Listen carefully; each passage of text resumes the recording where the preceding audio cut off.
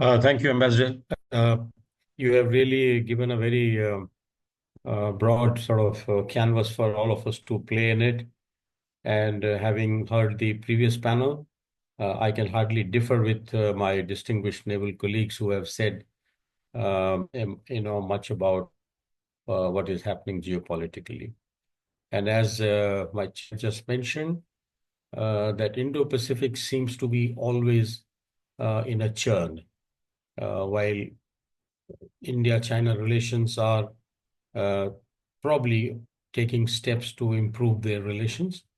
And any hindrance or any aggressive move on part of any of these two can really derail the economic progress of the world, and particularly of these two countries.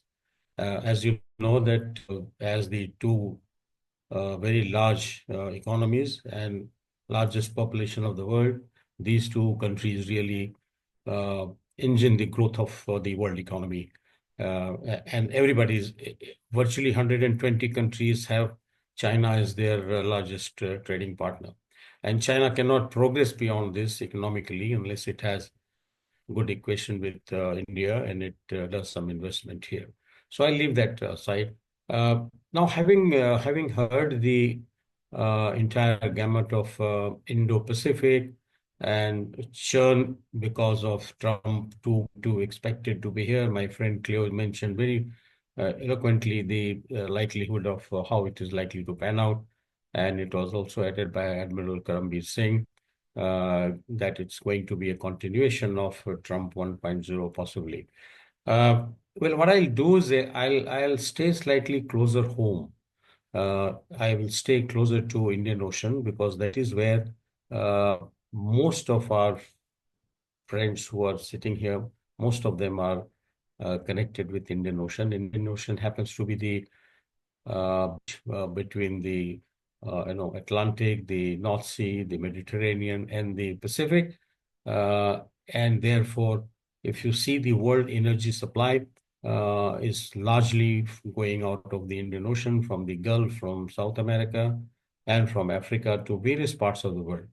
It is really an irony of situation that the four of the largest economies in the world, China, Japan, South Korea, and India, and also Indonesia, don't produce enough oil of their own, and they all have to import, and that import has to be on the Indian Ocean, through the Indian Ocean, and therefore Indian Ocean has its own very big importance. I know China has recently been making efforts to reduce its dependence, as they call Malacca dilemma.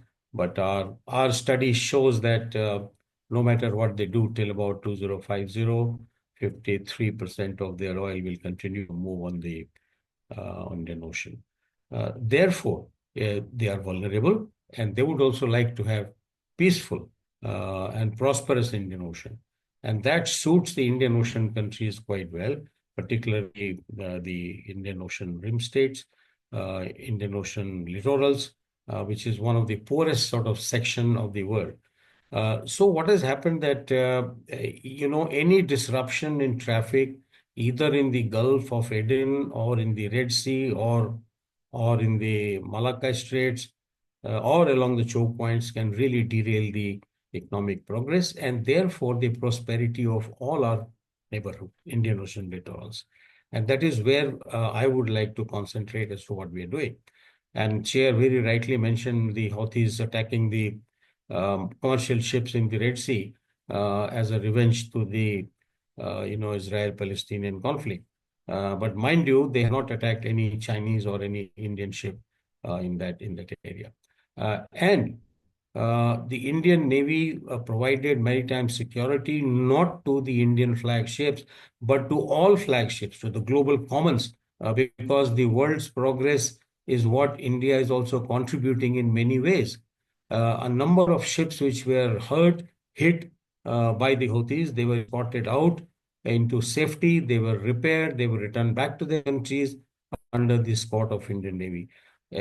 Nearly 21 ships, 5,000 people worked tirelessly for 100 odd days, 900 hours of flying was done. There were 2, 3 hijacking attempts were sort of thwarted. A lot of videos have been floating around for quite some time. As our Prime Minister says, for India, Vasudhaiv Kutumbakam is the policy. The whole world is our family and one aim and one intent, one prosperity. So what we are trying to do is to address these so-called peacetime maritime security aspects and human assistance and disaster relief. Within the IOR, we're trying to have some kind of security architecture, which Dr. Pramod Jaiswal has been talking about during his intervention. Yes, there is an attempt, there is effort which is happening. We have the Colombo Security Conclave.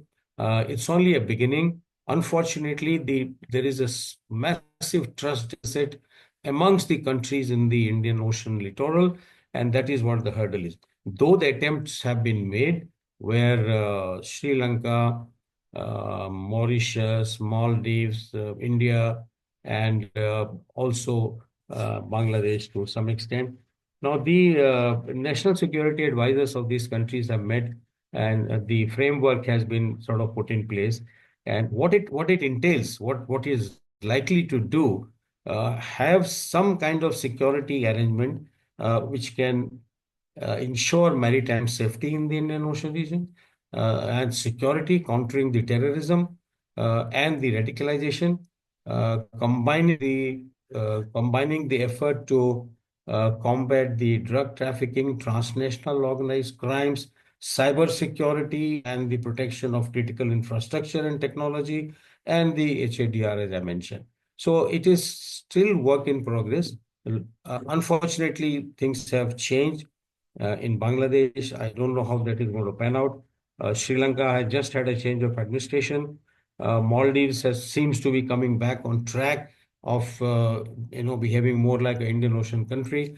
So I would say that it is a lot of work in progress, and any intervention by outside power is only going to impact the prosperity of the Indian Ocean littorals.